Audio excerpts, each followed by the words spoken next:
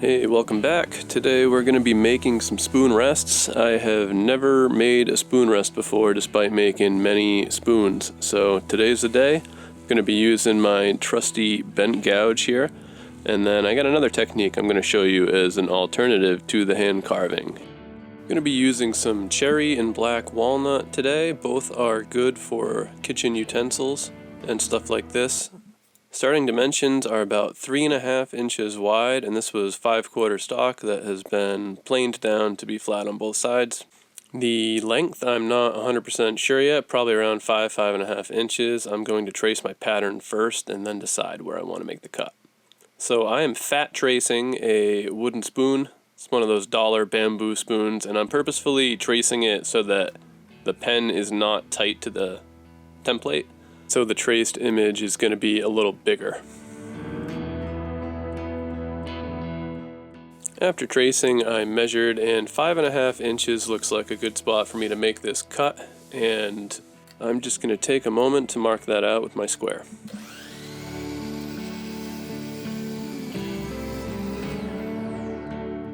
So I actually cut 3 of these total, the 2 that we marked up on camera, and another cherry one that I marked up off camera.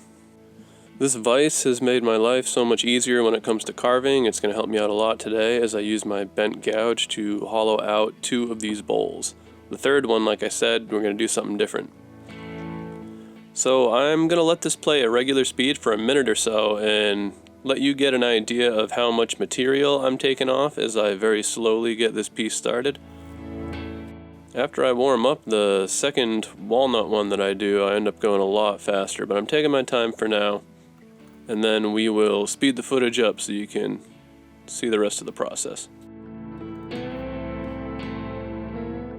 So I like to start by kind of making a trench down the middle and then widening that on either side. This is not the sort of gouge that you're going to be hitting with a rubber mallet or anything like that. You just gently rock it to plane through the wood and get a nice smooth cut. It's very satisfying. The gouge will leave these little peaks as it works through the wood, and you kind of aim for those to just take a little more off and work your way outward.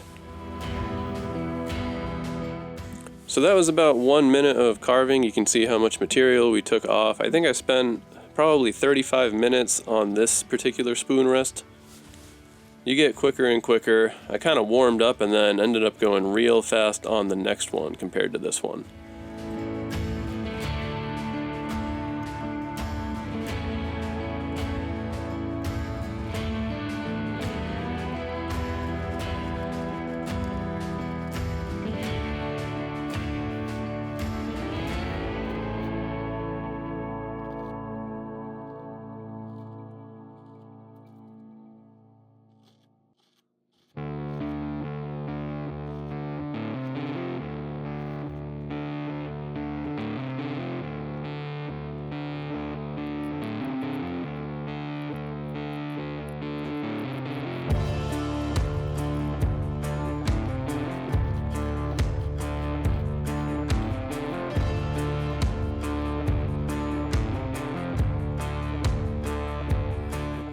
Alright, so we're approaching the depth that we want. It's looking pretty uniform. I'm just going to take some last passes. I'm going to go lighter and I'm going to focus on symmetry and taking some of the higher marks out.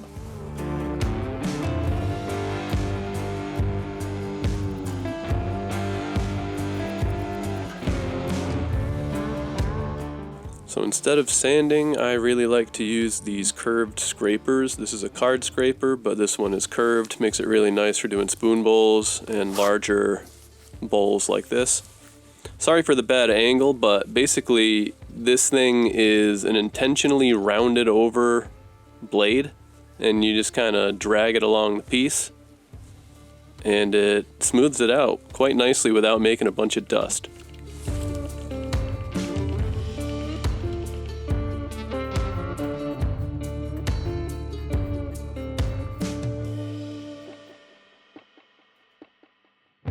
I'm taking this about as far as I care to with the card scraper. From here you could sand it and you would have a head start due to the card scraper. It'd be a lot easier to get the marks out, but I'm actually going to burnish this piece instead. And that really involves taking a smooth stone like this and just absolutely trying to smash the wood fibers closed. If you've never tried this, I'd highly recommend it. You get a really interesting smooth texture and a nice shininess on the burnished surface. They make burnishing tools, but a rock works just as well and better for bowls like this, I think. So there you can see the shine that we got with the burnishing. We're going to repeat this process a couple of times just like we would with the sanding. But for now, let's get this second walnut spoon rest done, and carving this was a pleasure. The grain was really cooperative and the bent gouge just flew through this thing, taking big chunks out.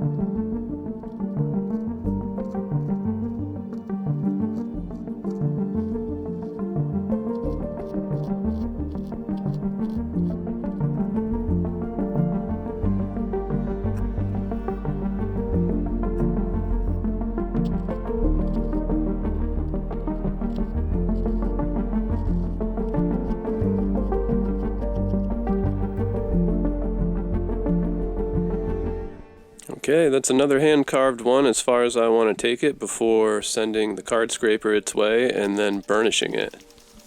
Next one, it's going to be a little different, so stick around for that.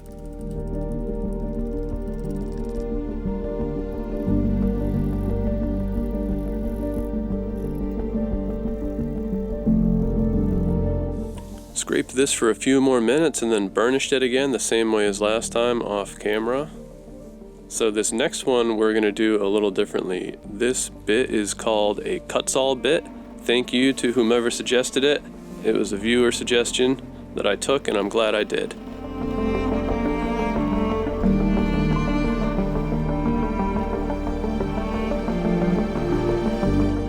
I'm really impressed with these bits. This is actually the fine bit. I'm using it because they leave some pretty serious gouges in the wood that I haven't really figured out how to prevent. The card scraper will get rid of them some, but they're kind of a pain, so I just started with the fine bit because it takes away material fast enough for me. So after about 30 seconds, this is what we've got.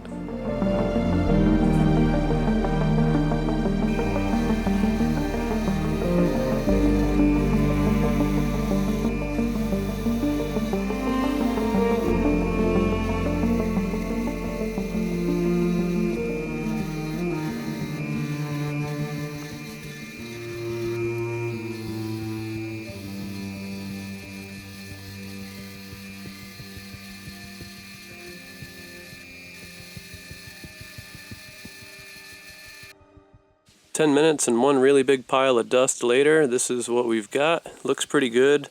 Went a little shallower than with the gouge, I think. And you can see the gouges left in the wood from that bit. So we're going to sand that after a little bit of card scraper treatment, really just trying to get the gouge marks off of this sucker. So there we go, we got 3 of them done, 1 with the carving bit, 2 hand carved. Now it's time to take these over to the oscillating sander, which has a 180 grit belt on there. It's nice that it oscillates up and down because it really helps minimize the number of marks that the sandpaper is going to leave on this. Using an abrasive stick here just to keep this belt clean and get a little more life out of it.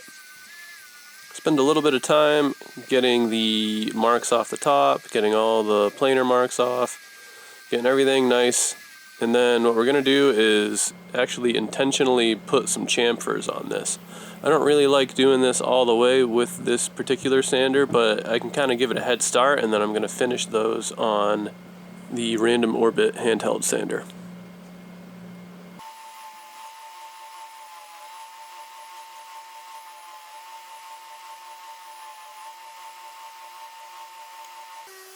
With my Random Orbit sander, I'm hitting these with 220 grit, and they'll be in pretty good shape, almost ready for finish after that. I'm going to take a minute and hit those chamfers that I did on the oscillating sander, get them nice and neat.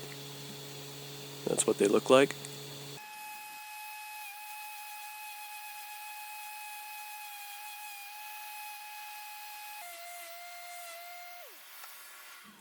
And lastly, I'm just going to take a piece of 200 and really break that edge, kind of smooth it and make it look a little better. One of my favorite food grade finishes is this tung oil. Another viewer recommendation to use this polymerized tung oil to get a faster cure time on it. I'll take any help I can get, because this stuff can take a very long time to fully cure and harden up. But when it does, it's very durable and very water repellent.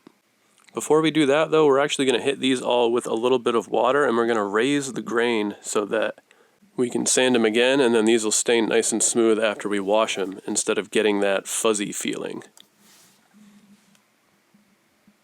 There we go, just going to let these dry real quick, and then come back and sand them again at 220. One of the cool things about tung oil and oil-based finishes in general is that if you do sand even higher than that, maybe up to 400 or so, you'll get a really tactile, really smooth feel on the piece. So for this one that we use the cut saw bit on, I'm going to sand, just to kind of give you guys a final comparison of a burnished one and a non-burnished one.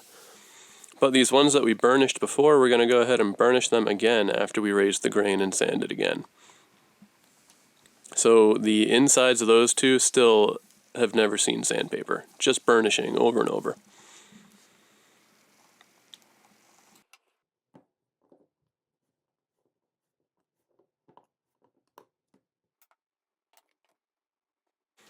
Tung oil is super easy to apply. You want to get a clean cloth and then put a thin coat of excess oil onto the piece.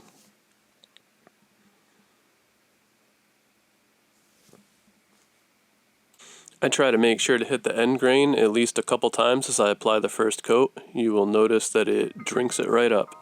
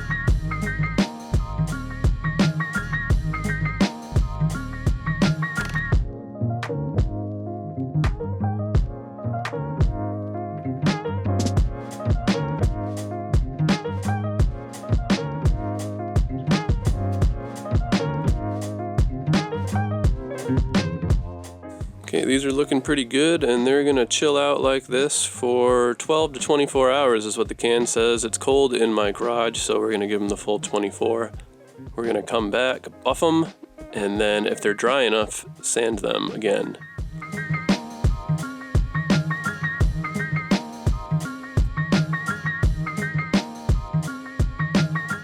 So here's what they look like with the finish mostly dry. You could stop here and be done if you want. You get a more matte finish with the tung oil. If you want, you can throw a wax on over it that'll make it shine more if that's what you're going for. We're gonna go ahead and hit these with 400 grit now in between coats.